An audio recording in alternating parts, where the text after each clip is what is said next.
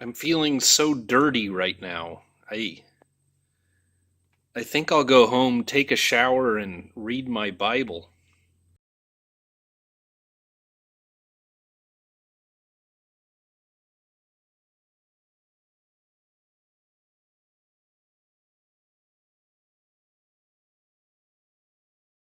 Well, good morning, guys. Hello. I am on what I hope proves to be a good and productive work day and trip here. I'm in central Oklahoma-ish, going down to the Weatherford area to do a service call, get a guy going again. He's trying to sow wheat, and part of the liquid fertilizer attachment that I put on his drill, he's not quite happy with. So we got to see what went wrong with it and replace it if necessary and get him going. But I have got a customer at Elk City, Oklahoma, so just down west on the interstate. They farm and they own a salvage yard apparently, and I'm getting two 292 Chevys that were used for irrigation motors. I guess 292s used to be a pretty popular engine to use to spin the old well pump for irrigation. They've got two of them that were used for that. I'm getting for $250 for the pair. Both of them may be completely worn out. I'm sure there's a lot of hours on both of them. I don't know. We just have to see. They don't know. So anyway, beautiful countryside around here. Where am I? I am going towards Thomas, Oklahoma at the moment. So I'm going to go take care of the job. Should be there in about half an hour, and then we will scoot on over to Elk City and see what we find.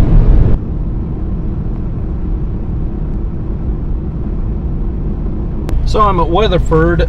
John Deere's across over in these other buildings here on the other side of all this. But if you guys are ever down here, Weatherford, Oklahoma, there is the updated Lucille's Roadhouse, that gas station looking thing over there. Good food, great food, and just a fun place to visit if you're ever here.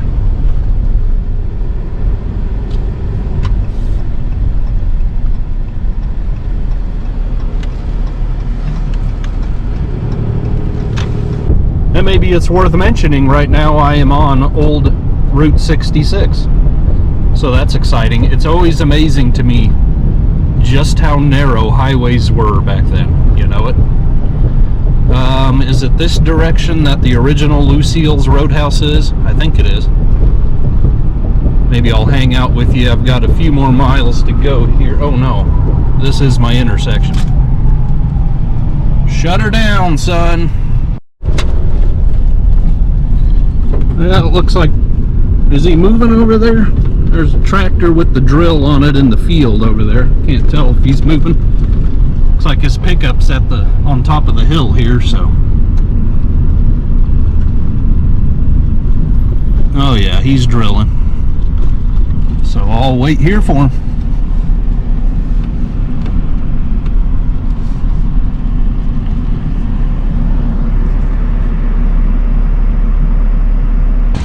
Well, there he goes. Another satisfied customer. He dropped something over there.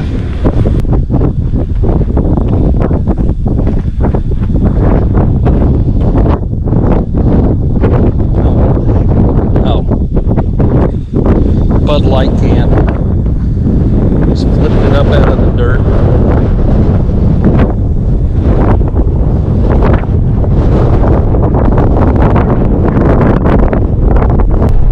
Service call is over with. Farmer's happy, he's back in the field, so everything's good there. It's 10 o'clock. Little too early to go to Lucille's. I mean, if it was an hour later, I'd be all for it. But now somewhere in here, south of town, is a salvage yard, and that's actually where I picked up who was selling that little silver Cobalt. I know you weren't along for it, but some of you know about it. Anyway, I won it on an online auction, and the seller is from a salvage yard in there somewhere. So speaking of, let's go to another salvage yard in another town.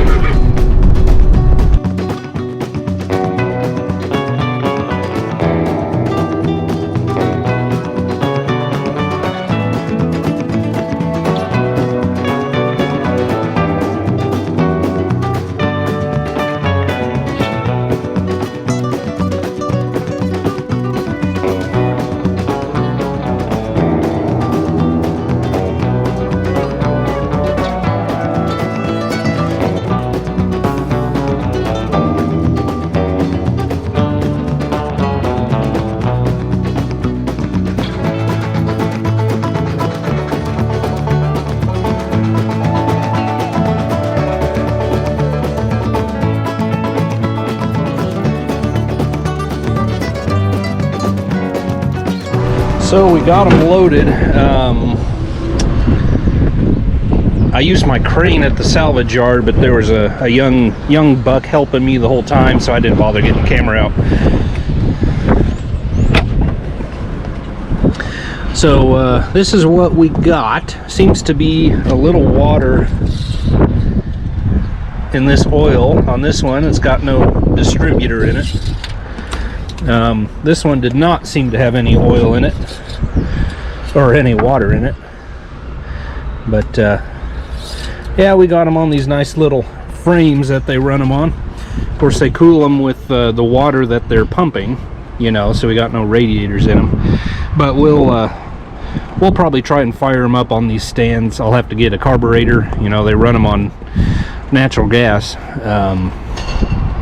So we'll play around, something to play with. Boy, the mice really been after these. Nevertheless, I stopped here at Elk City to get some lunch. Now there's not even a sign. Oh, there, the van, you can see Rib Crib, one of my favorite, my mostest favoritest restaurants ever. And so, you know, barbecue and 2 Chevy inlines. Life gets no better. Okay, headed up north from Elk City, Highway 34. We got Hammond, Leedy, Camargo's in there somewhere, Vicey, little town of Sharon, then Woodward. Then it's another 100 miles up into Kansas to home. So, yeah, I'm loaded on fuel, loaded on barbecue, loaded on inline Chevys. So we are fat and sassy and raring to go, right? So I will see you at home, and maybe we can try spinning one of these engines up and seeing if we get any response. Let's go. Well, we went ahead and made it home, and back at the store here, back at the shop, back at work. Been looking around a little bit at our new acquisitions, and what we have here. Looking at that, you pretty much know instantly it's a later model of the engine. And then you see Hecho in Mexico. So I'm pretty sure what we have here are Goodwrench crate motors from the 80s, I suppose. Not a big deal. Everything should still work. What baffles me most about these two things, and this one is a little bit dirtier, but just how clean. You know, a complete lack of gunk, especially on this one. This one, a little bit dirtier. Obviously, it's a little more complete, so it's been out running a little bit more. But I don't know. I have no hour meter on these things, so it makes me wonder just how many hours these have on them. What do you guys think? Should I guess I want to try to run it. I just got a free 250, picked it up the other day. It's on that crate with the 216 there. That's got a Model B carburetor on it, so I might pop that off. See, these are the natural gas units there. I could throw that carburetor on here. Now, obviously, that carburetor's junk too, but we could see if we could get it running, or we could just simply tear it down. I don't know. So I just pulled the side covers off this rear engine that has the water in the pan because there's no distributor. I've got to show you guys this. So first of all, here are the side covers. Okay, interesting.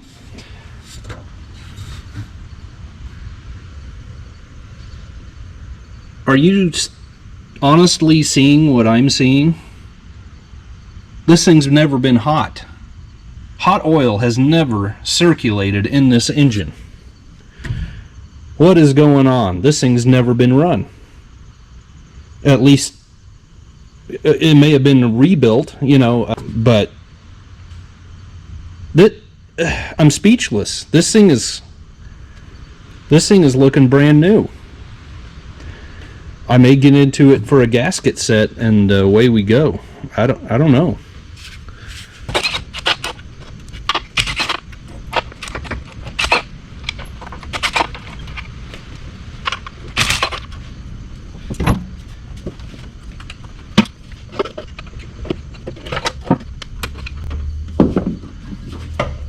I'm nervous.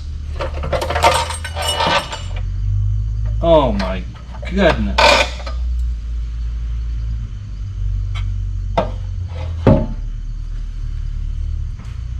What's this? Oh, what's it?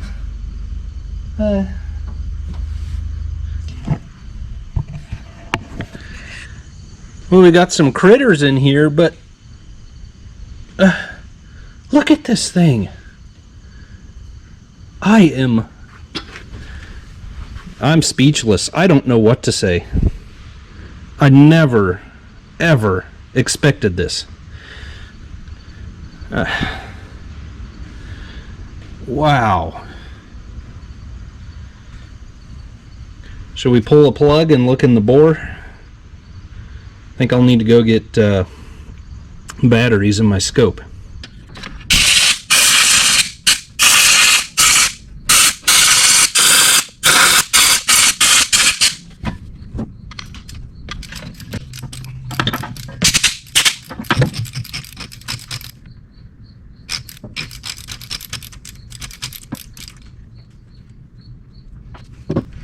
Alright, most of the plugs look new, some look a little questionable. That could certainly be, I have no doubt there's been a lot of moisture creeping up into this thing. Yeah, our cylinder walls are just full of crud.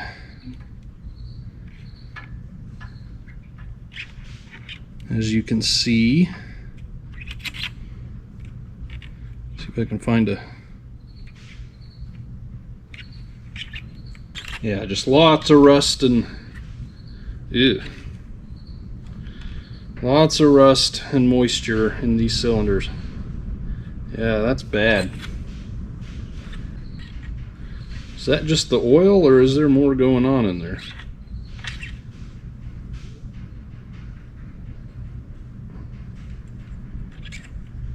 I think that cylinder's full of water. So, unfortunately, although brand new, I am going to have to tear that thing completely down and see if we can get by with honing it. I don't know.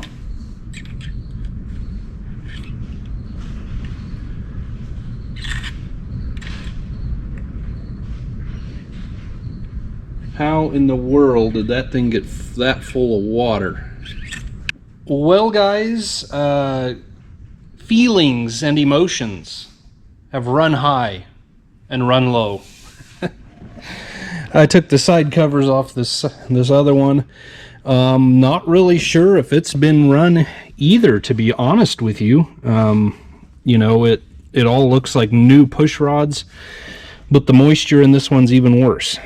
So I don't know that it's worth pursuing that one any more than it's worth pursuing this one. So probably kind of my reaction is right now, I'm gonna take this one apart because obviously it is the one with the least amount of moisture in it, even though number 5 has got water sitting in it.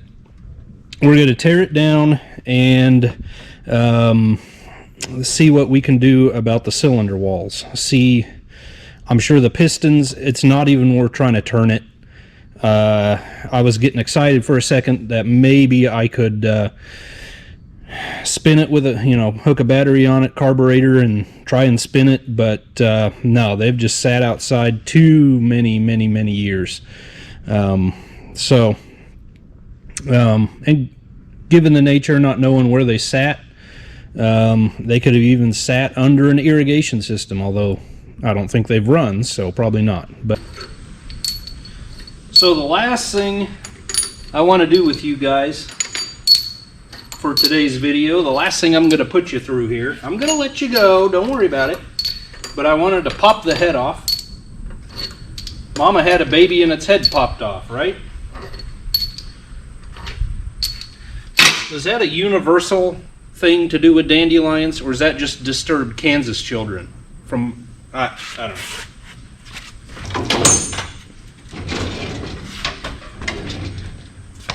We had so little to do or think about out on the prairie, Oh yeah, not even stuck down really. Woo, look at that water come out of there. Oh no.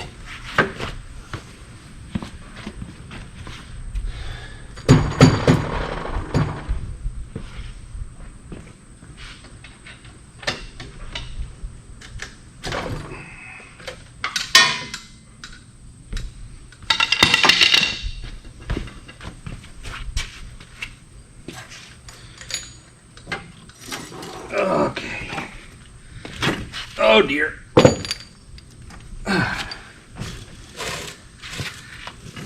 Can I set this up? Oh my. Well, I don't know what to tell you.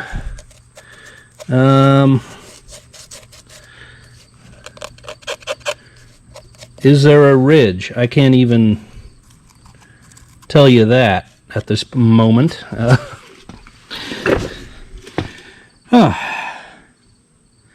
Funny how you can be so excited and then so crushed, right? No, we're not. We're not crushed. What I'm thinking of is, I'm just sure that this is all rainwater from this thing. It looked like the inside of the intake had a bunch of water in it. So what I'm thinking is I am going to pull it off the stand, perhaps completely strip it down, if I can even get the pistons to budge, and just take it in to machine shop, have them check it out, see if they think they can clean it up, and we'll go from there.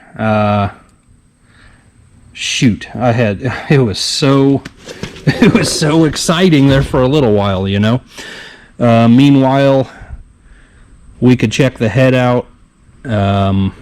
I'd really like to do this with the lump kit also. If you don't know what that is, you can look it up. But that really improves the airflow in the heads. A lot of things we can do, play around with this thing. So there is a cold front coming in tonight, tomorrow, and the flies are having none of it. They are in a panic, I tell you. Well, I cleaned up opposite sides of the best looking cylinder here. And I set my bore gauge, which I barely know how to use.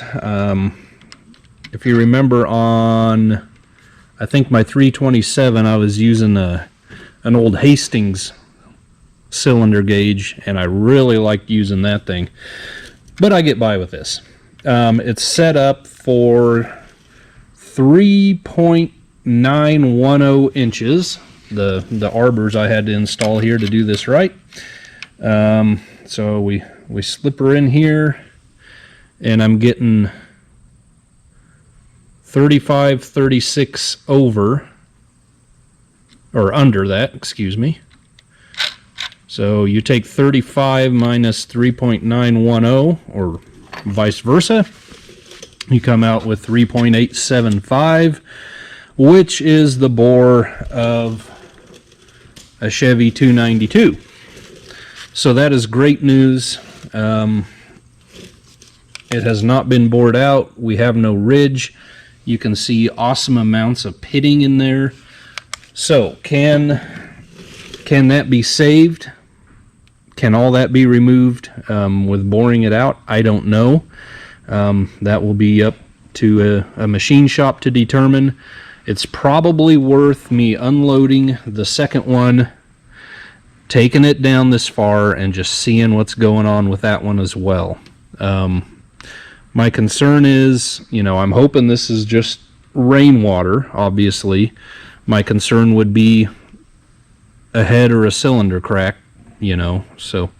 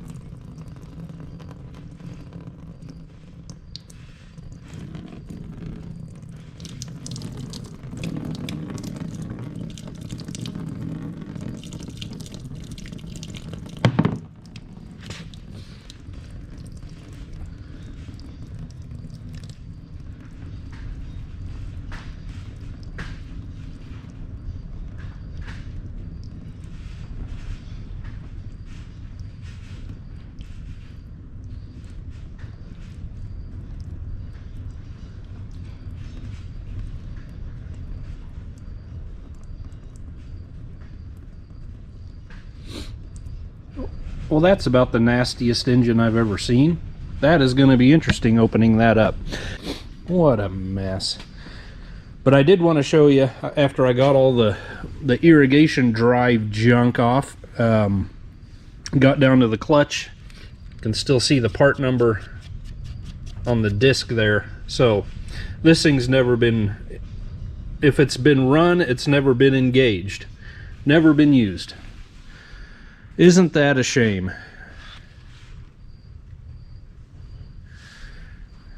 But like I say, maybe we can salvage something of it.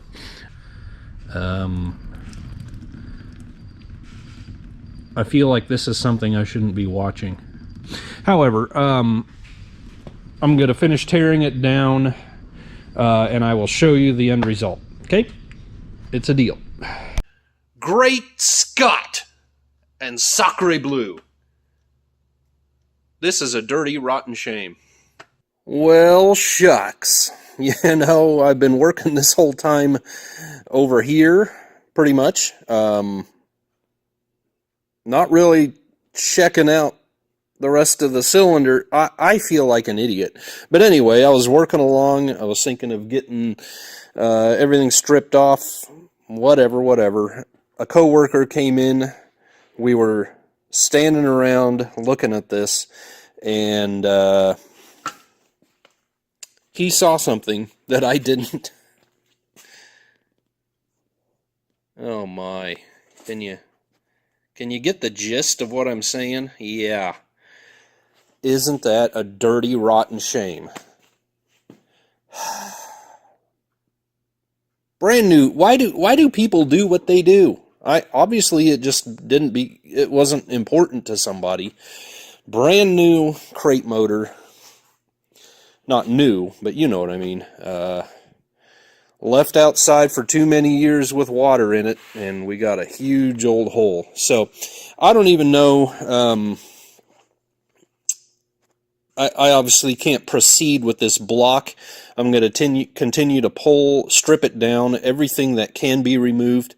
Obviously, the pistons, I don't know. I may not be able to salvage them. Connecting rods could be salvageable. Everything in here is brand new, from timing set, crank, cam, lifters, everything. So everything that can be salvaged, I'm going to salvage. We'll chuck the block out, unfortunately, and that is that, and we will move on to the next one, and hopefully we will have much better results tearing into that one. And as for the financial side of it, yeah, it's disappointing, but at $125 per engine, first of all, it's not a huge loss. I mean, it's a decent amount of money to me, but even I don't think I'll be backwards on anything. You know, if I need to sell a brand new crankshaft for a 292, I think right there I'd get my money back per engine. So even if both are shot, I'm not dismayed. It's disappointing. I want to use it, and the fact that they're brand new crate motors, and this is the result. That's the more disappointing part of it to me. But anyway, I'm going to continue getting this thing stripped down, and we'll start in on the next one. See what happens. Check this out.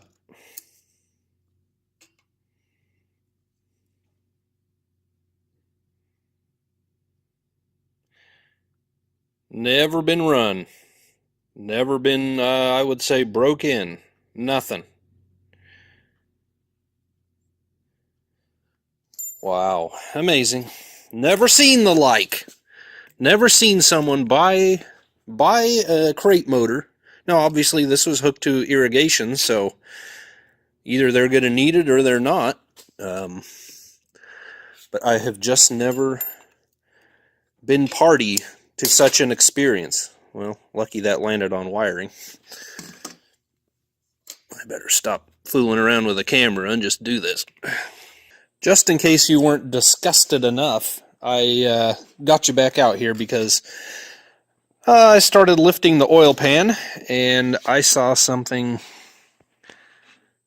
What in the world?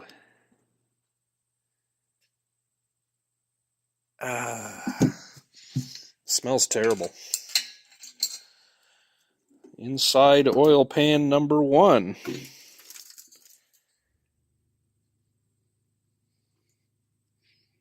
Can anyone explain to me how that gets in there? Even with a hole in the cylinder. Man, it stinks. Woohoo! But yeah, there's our semi brand new crankshaft. Rods, pistons, bearings, camshaft. Ugh, nasty.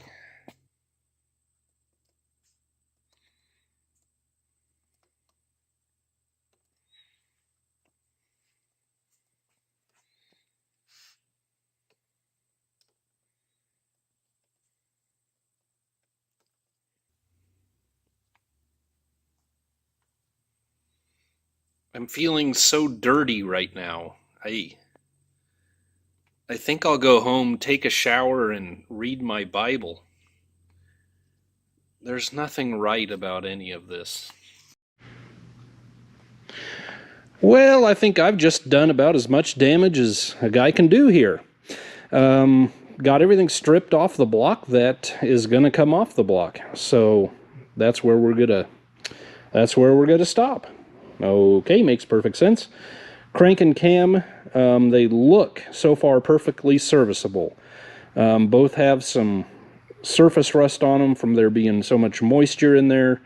None of the bearing surfaces on the crank look like a problem. Everything looks shiny and new and good to go. On the cam, the first few lobes have a little more rust on them, and I would have to polish them up a bit to see just how bad they were. But my initial impressions of them would be that I could make it work. So if I need it, I hopefully don't. Pistons and rods, I could only get 2 of them to budge. I was getting the first one, actually. Surprisingly, that's the cylinder with the big hole in it, and I was getting it to move, but then it stopped. So the other 3, they didn't budge at all. So if I need an extra piston or rod, there they are. Would have been nice to have all 6, but we'll take what we can get. Otherwise, I am just organizing and stowing stuff away in a crate here. And then we'll take this home, throw it in the junk pile, and say so long to you, mister. But yeah, I'm going to get this off the engine stand, and we will start doing the same to this one. All right, we're going to dive into this second engine here, and we're just hoping we can see there's been moisture in it, so I don't know. Will it be as bad? Pulled out the plugs. They're all brand new, 40-year-old or whatever R44Ts. I could just put those back into service, really. All the Delcos still have the pink paint marker on the tips there. I don't know why there's an odd champion in here. Maybe they ran out and had to run to the parts store to finish production for the day. Who knows? But all the ceramics are nice and clean. You can tell they haven't been run. So they're all oily because I blew out the dirt and then I sprayed penetrating oil down there before I backed them out. So I'm going to set you up. Make sure I press record this time on this thing. Okay. That's not what I want. There we go.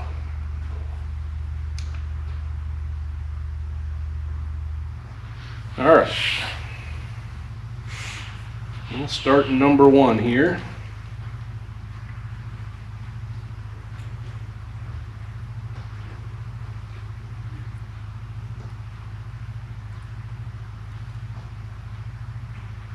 Cylinder wall is looking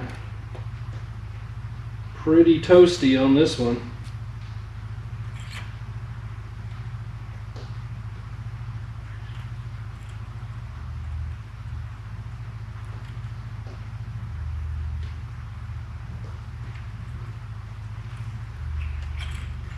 I don't think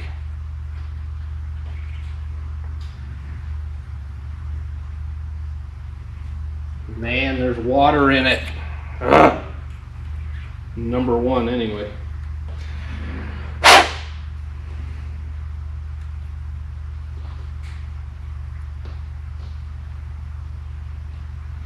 So there's one of those cleaner cylinder walls I saw in the last video.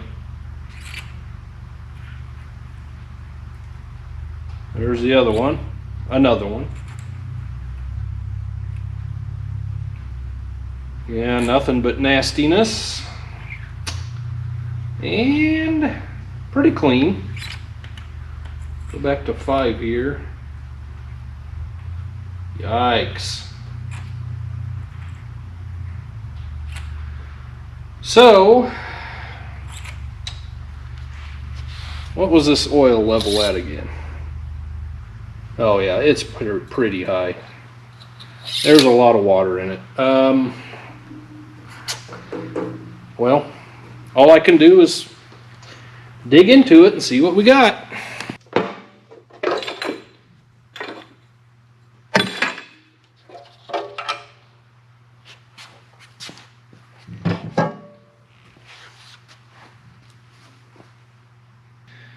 Alright guys, it's Friday late afternoon. I need to get out of here, but I could not go another weekend without knowing, do I have a good block between the two of these or not? So I stripped her down and we are going to check it out real quick. I don't know if you remember from last time, this is the one that had much more moisture. You know, the other one looked brand new under the side covers. This one obviously does not. I'm a little hopeful, a little more hopeful because of the condition of some of the cylinders, but that of course does not mean that we don't have a busted one anyway. So come on. Oh,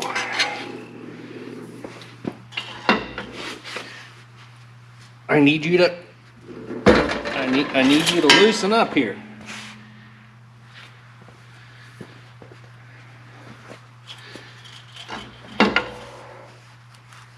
Ugh. Well,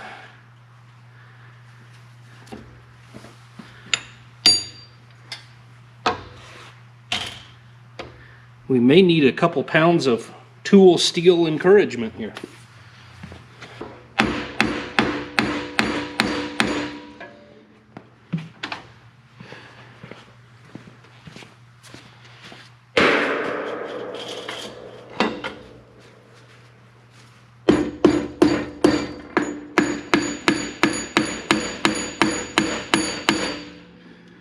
Ooh, I don't like this.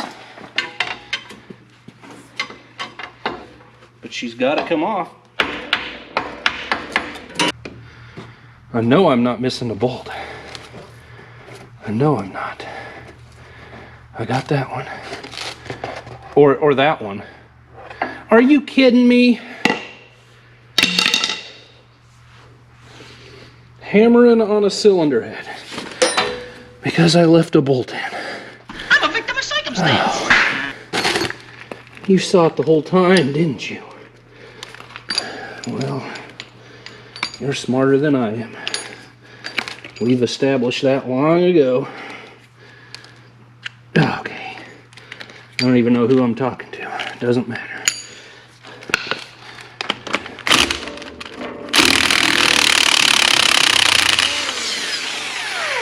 Probably should have counted them, huh? Okay. Yeah, see, Anyway, you're ruining my moment of the climax here of the situation. Oh. Okay. So, I know you can't see it. Here, I'll show it to you. Oh. Combustion chamber wise, our valves look a whole lot better. You know, number one, that has water in it, obviously is a messy story there, but these all look much healthier. except for the large crack in the back of the head now from some idiot pounding on it with a hammer.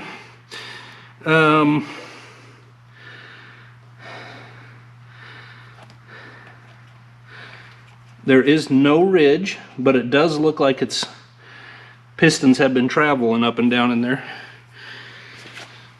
So let me get that water out and we'll take a closer look at that.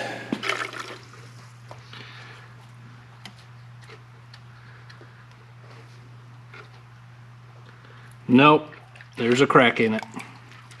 I was hopeful because there was spring pressure on, I think, the exhaust valve. And I was hoping that would have given it relief in a freezing situation, you know.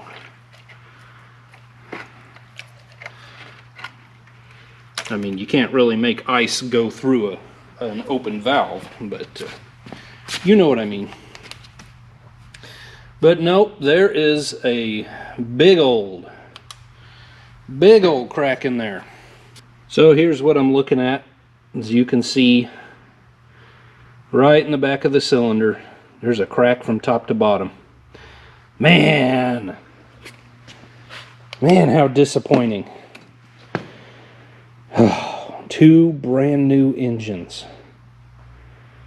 Two brand new engines and just left to crack. Amazing. Well guys, as the old saying goes, sometimes you spend $250 for two engines and they turn out great, and sometimes they don't. I mean, I've heard that so many times.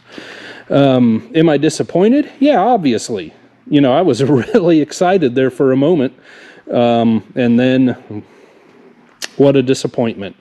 And we don't know the circumstances behind these things, but two brand new engines, what a shame, right? But honestly, if the guy was a big farmer, he could have over 20 irrigated circles, 20 irrigated fields. You would need that many motors. You know, even something like old grandpa could have bought them, the farmer, you know, and he passed away. They got pushed to the side. They eventually got shoved out the door. Nobody knew anything about them, and this is the result. Who knows? It's just too bad. But we are not dismayed. Consider all the good brand new parts, albeit rusty, that I have. I wouldn't even be a bit afraid to reuse bearings, you know.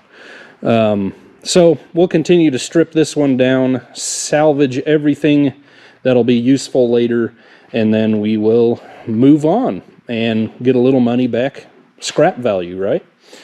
With the broken blocks is what I'm saying, you know, not the good stuff.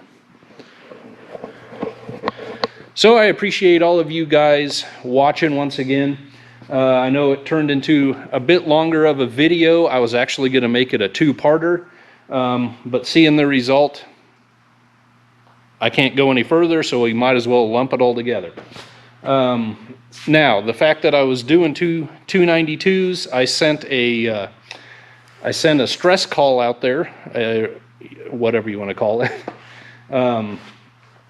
Any of you that had any 292s that a guy could get his hands on, one guy from Southwest Colorado got in touch with me. One guy from Mississippi got in touch with me, and between the two, they had 4 292s that they were willing to pass my way. I still want to get to you guys. Even if these both had been good engines, I still would have wanted to get to you guys, because who doesn't need half a dozen 292s sitting around, right? That can only be a good thing. I see no symptoms of any mental problems there. But the fact that we don't have a good block just means I definitely need to get to one of you. Some of you might think, hey, you saw the water on the dipstick, you should have immediately walked away. Yeah, probably so, but my Chevy inline induced insanity just told me it would be okay. So I went ahead and did it, right? And I have this video as a result. So there, Everything's worth it. Everything's worth it. Everything. Everything. Thanks a lot, guys, for joining me. God bless you. We'll see you on the next one.